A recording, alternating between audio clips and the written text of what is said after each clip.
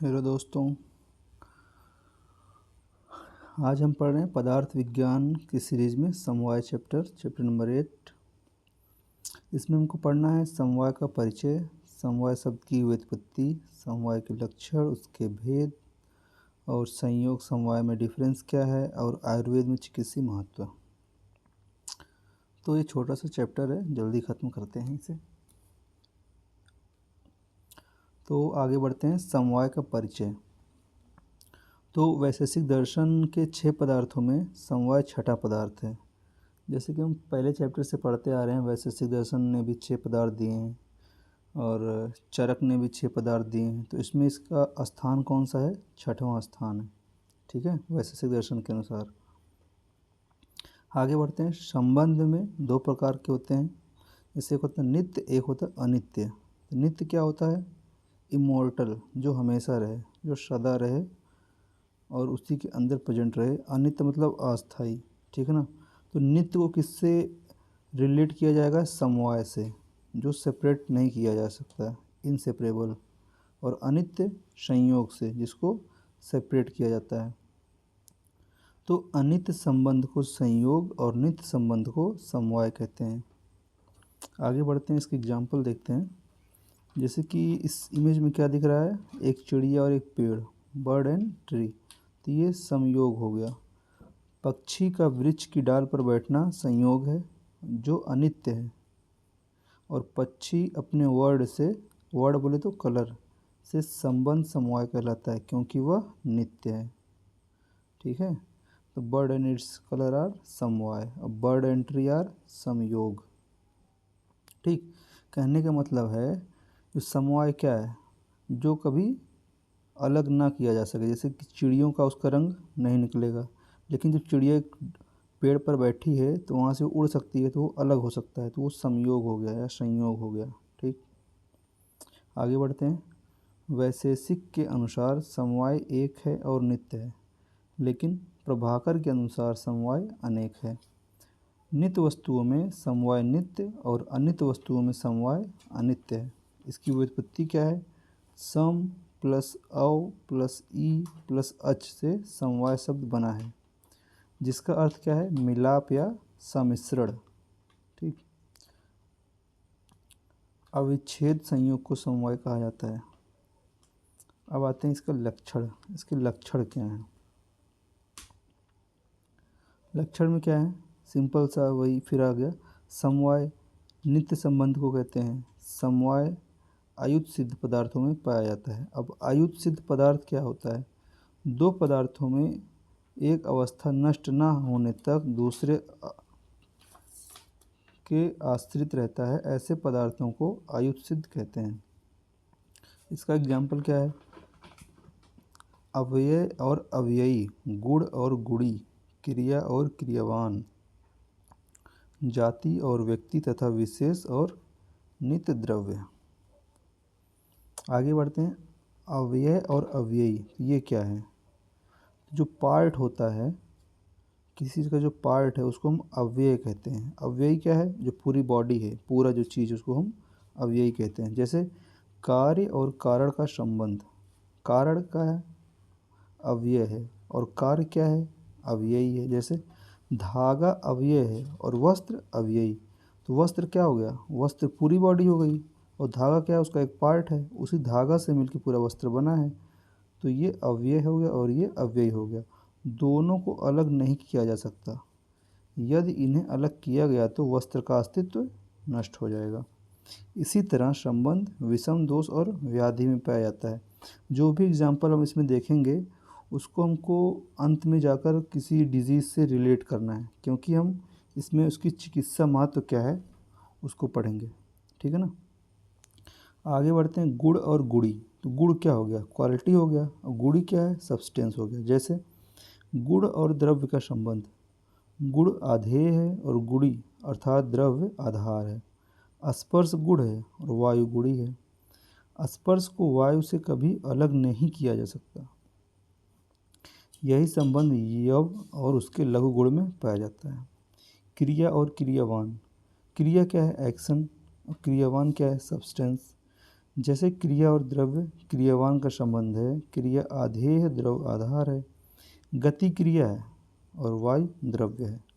गति को वायु से अलग नहीं किया जा सकता। कहने का मतलब जो वायु है वो गतिशील है, वायु कभी रुकती नहीं है, ठीक है ना। तो वही है, यही संबंध मिश्रेया और उसके दीपन कर्म में पाया जाता है, ठीक है ना। अब ये दीपन कर्म क्या है, ये आयुर्वेद में आप आगे पढ़ेंगे कि दीपन कर्म क्या होता है, ठीक। आगे बढ़ते हैं, जाति और व्यक्ति, जीनस और स्पीसीज, ठीक। जाति को व्यक्ति से कभी अलग नहीं किया जा सकता, जैसे मनुष्य को मनुष्यत्व से।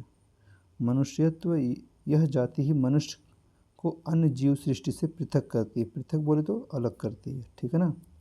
जैसे कि इंसान में इंसानियत, मनुष्य में मनुष्यत्व, है ना, कुत्ता में कुत्तापन, ऐसे। आगे बढ़ते हैं विशेष और नित्य द्रव्य में, ठीक। Distinct and eternal substance.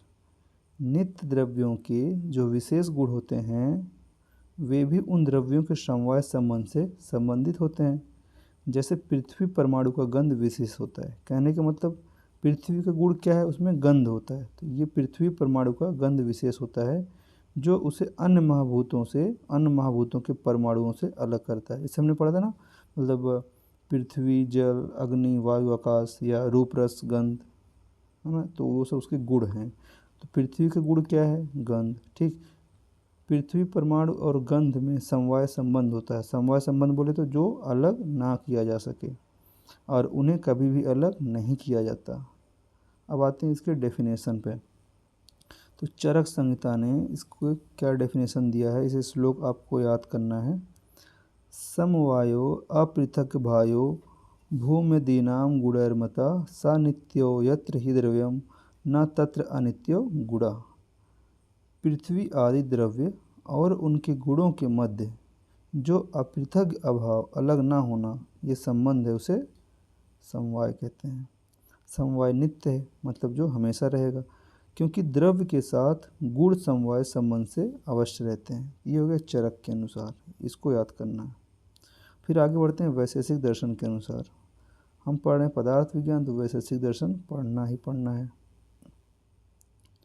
इसमें है इहेदमिति यतः कार्य कारणों स समवाय।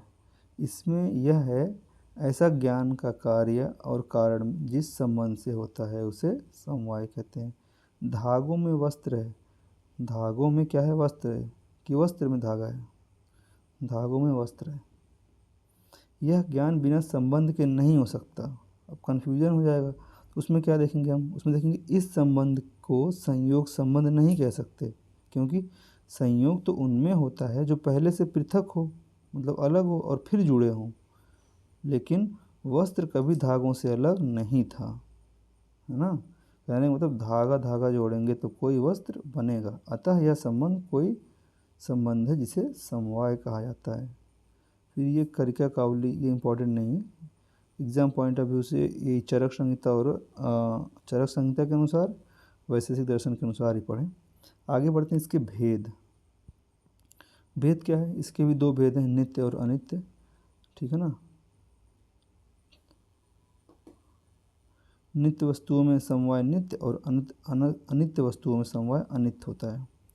फिर समवाय को एक स्वतंत्र पदार्थ मानने में युक्ति, रीजनिंग फॉर एक्सेप्टिंग समवाय एज एन इंडिपेंडेंट पदार्थ। फिर क्या है, समवाय को एक स्वतंत्र पदार्थ माना गया है।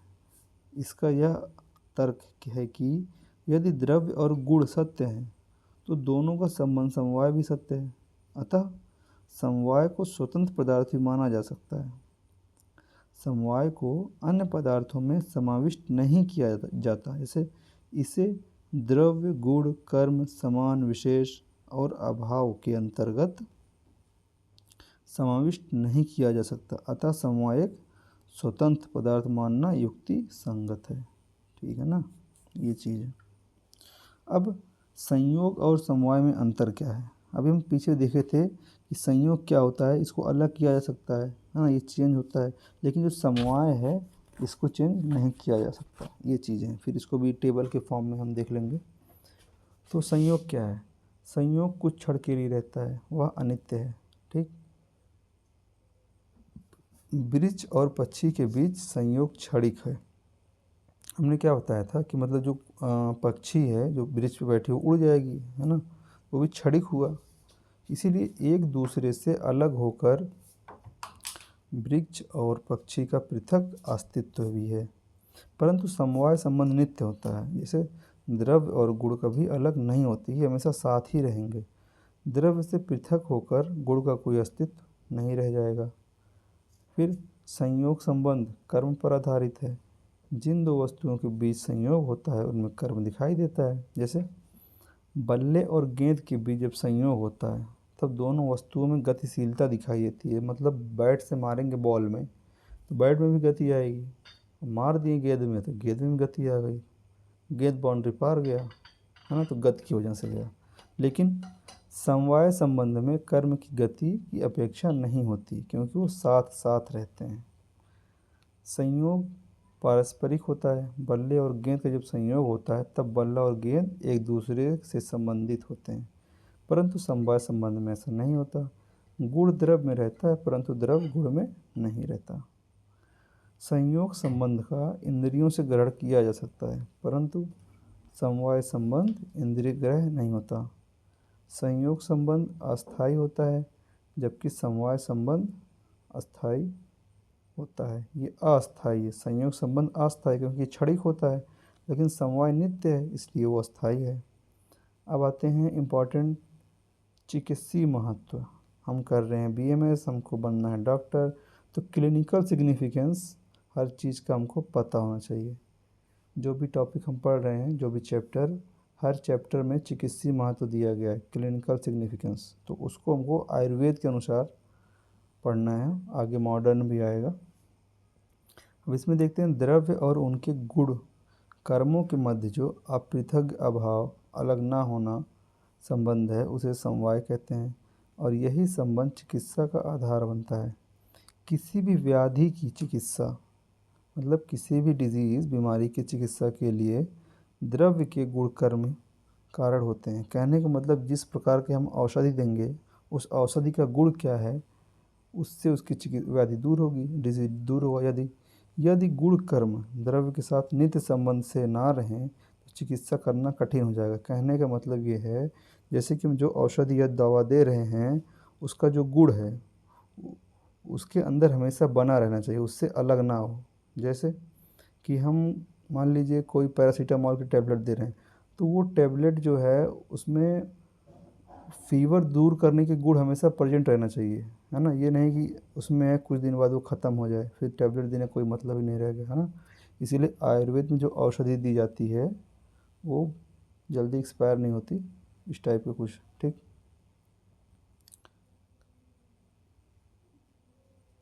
आगे है द्रव्य। तो द्रव्य गुणकर्म समवाय संबंध है तो गुणकर्म हुआ। गुणकर्म व्याधि समवाय संबंध, आ रहे हैं भागो। तो इसमें क्या है गुणकर्म व्याधि समवाय संबंध, फिर व्याधि की चिकित्सा होगी। तो एग्ज़ाम में अगर ये टॉपिक आएगा तो आपको ये वाला जो फॉर्मेट है इसको बनाना पड़ेगा, ये टेबल, ठीक है ना। तो व्याधि की संप्राप्ति को स्पष्ट करते हुए कहा जा सकता है कि हेतुओं के सेवन में से दोषों में वैषम्य होता है। वैषम्य मतलब विषमता, मतलब कम हो जाना या ज़्यादा हो जाना। अब जब दोष सम अवस्था में आ जाते हैं तो व्याधि की चिकित्सा हो जाती है, मतलब बीमारी दूर हो जाता है, ठीक है ना। तो दोषों में वैषम्य से व्याधि की उत्पत्ति होती है। यहाँ हर कदम पर दो विषयों के समवाय संबंध को आधार बनाकर संप्राप्ति को आगे बढ़ाता है। इसे हेतु सेवन मतलब काज से दोष विषम हुए, फिर इसमें क्या हुआ दोष व्याधि समवाय संबंध बनाकर व्याधि की उत्पत्ति हुई, है ना, ये चीज़ें। इसी तरह समवाय को पथ अपत्य का भी आधार कहा जा सकता है। फिर ये आ गया ये समकालीन विज्ञान में, इसमें थोड़ा मॉडर्न से रिलेटेड है, कोई मतलब का नहीं पढ़ने का, ठीक है ना। तो यहाँ पर चैप्टर होता है समाप्त, और समझ में आया हो तो बहुत अच्छी बात है। लाइक शेयर सब्सक्राइब कीजिए, थैंक यू।